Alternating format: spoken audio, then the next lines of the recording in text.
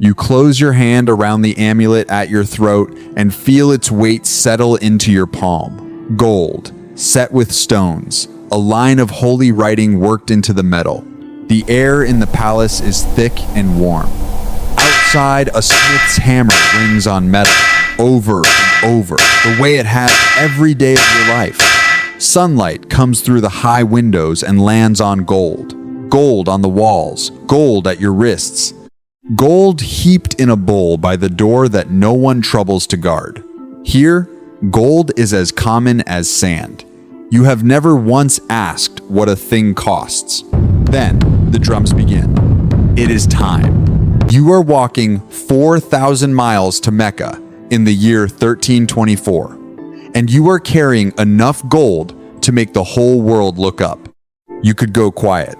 A staff, a few companions, the open road. You don't. You load 80 camels with gold until their knees buckle, and you let it speak for you. When you ride out, the line behind you runs past the horizon. 60,000 people. Your court, your soldiers, your cooks, your singers, the camel drivers, thousands of enslaved men and women walking under the sun. A man rides up beside you, one of your own. The camels are carrying more than we planned, Lord. The mines gave up more this month than we have room for. Then bring more camels. You do not even turn your head. To you, it is nothing. In the first towns, it is glorious. Word of you arrives before your dust does, and by the time you reach the gate, the road is packed on both sides, men lifting their children to see you. You open your hand to every beggar at every well. You press gold into palms that have never once closed around a coin. You scatter it into the crowd and watch them go down on their knees in the dirt for it, laughing, calling your name, blessing you. And the gold is not all you leave behind. Whenever Friday, the holy day, finds you in a town, you will not ride on until a mosque is rising in it. You leave builders, wood, and a chest of gold to finish the work, and you go while the mud brick is still wet. Coins are gone in a week. A mosque stands for 100 years. You are not only filling their hands, you are leaving a place to pray in every town you pass. Other kings rule because men fear them. These people do not fear you. They love you. You ride out of every town certain you have left it richer than you found it. One of your own scholars rides up beside you, an old man, gray beard, ink dried into the creases of his fingers. He has watched you give since the day you left home. You think you are helping these people. You are ruining them. You ask him what he means. Gold is worth something only because it is rare. Pour this much into one small place, and you make it worthless. Their coins will buy nothing. You will leave every town you give to poorer than you found it. You are the richest man who ever lived, and a man with ink on his hands is calling your mercy a curse. Came to give, God will judge the giving. He will, and so will they when they see what it cost them. You wave him back into the line and ride on. You tell yourself the old man is wrong, and there is another reason you give that you never say out loud. You like being watched while you do it. And here is the thing. None of this is waste. You are a religious man on the holiest road of your life. You feed the poor. You build them mosques. You lift every hand that reaches for you. Any man with this much gold and this much faith would empty his hands the same way.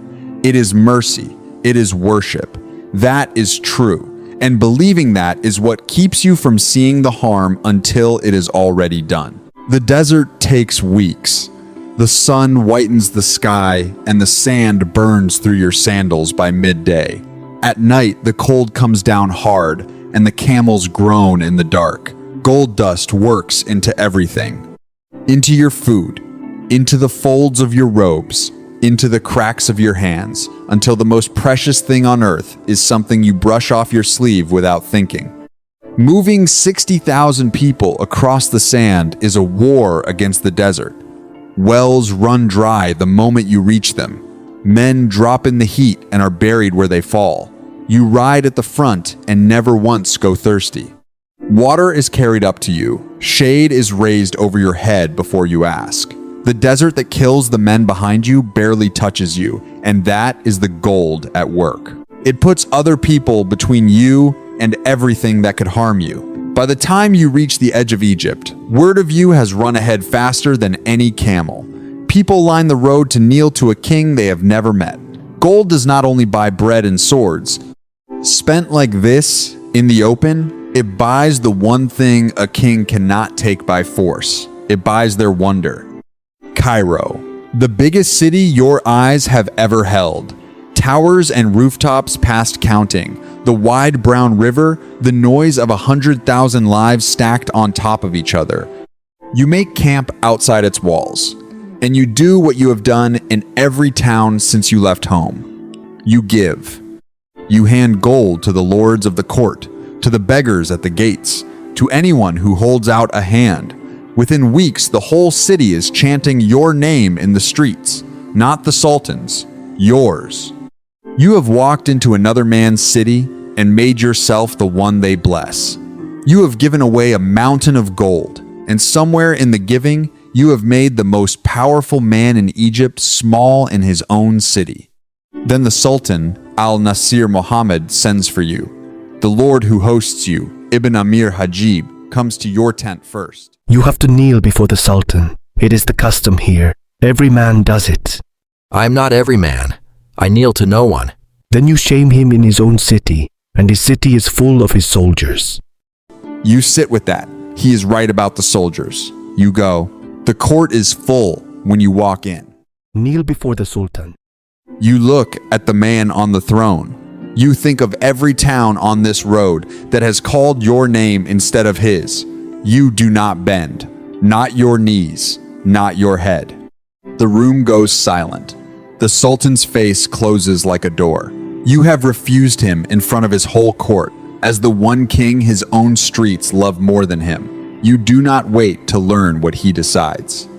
You turn and walk out past his guards, and back at your camp you give the order to break it down. You ride out of Cairo before dawn, the gold you have left loaded fast, and you put the city behind you as fast as 60,000 people can move. 3 days out of Cairo, they come for you, the Sultan's men, armed and fast, cutting into your line where it runs thin. Your guards go down, the camels scatter. The sand turns into shouting, and dust and steel. You cannot win this without burying half your people in the sand. Their leader rides up to where you stand. The gold, all of it, or we take it off your dead. Take it, let my people walk. So you do the only thing you have ever known how to do. You buy your way out. You open every chest you have left and give it all to them. The gold, the silver, the loaded camels, everything the mine sent with you, everything but the small amulet at your throat, too plain for them to bother with. They take it and ride back the way they came. You are alive. You are also, for the first time in your life, a man with empty hands.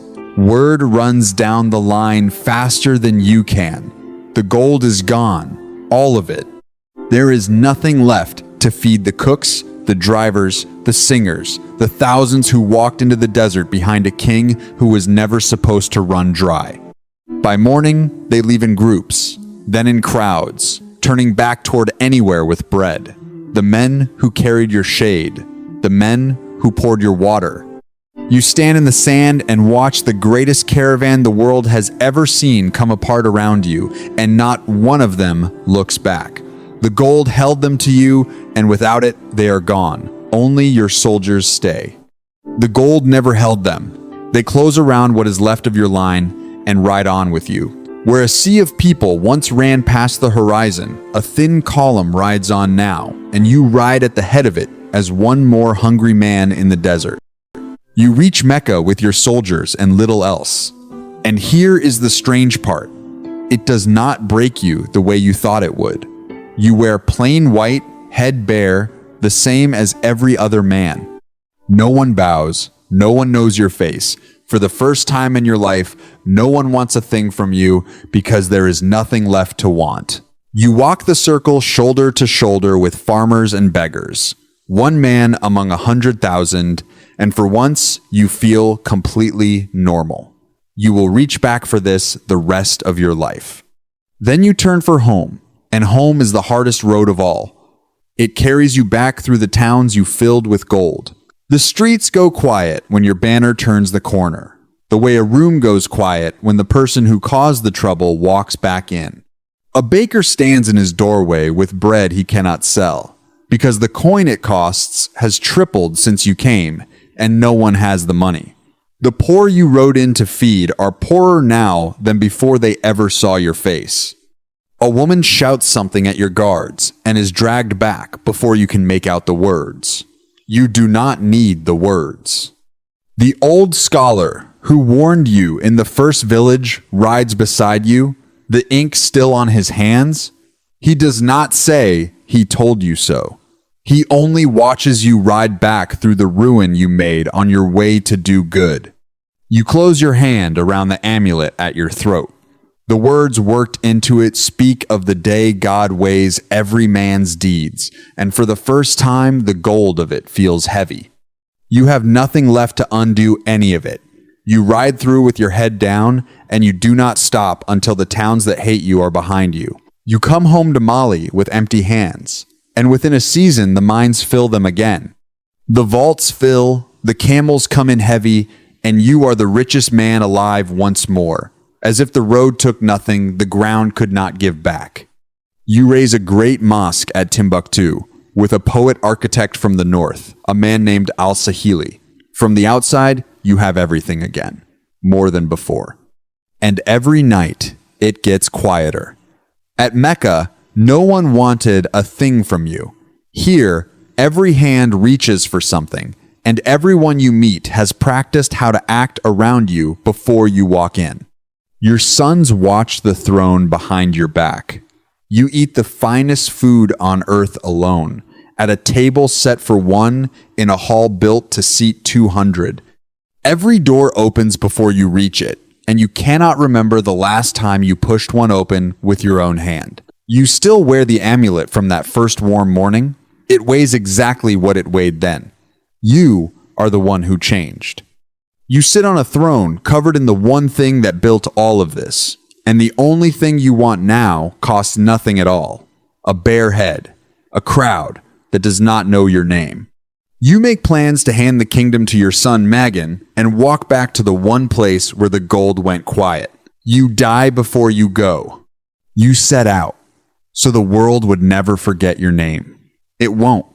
It keeps the gold at your throat and lets the rest go. Your face, your voice. They will call you the richest man who ever lived, and not one of them will ever know you at all. If you want to see more stories like this one, check out our last video on the cult leader. Click on it, and we'll see you in the next one.